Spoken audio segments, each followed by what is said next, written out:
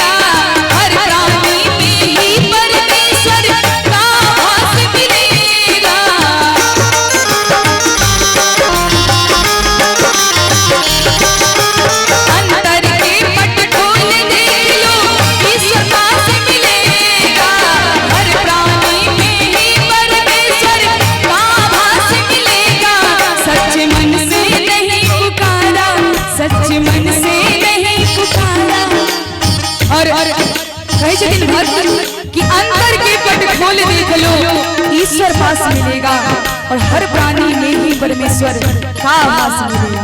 किया सच मन से नहीं पुकारा, सच मन से नहीं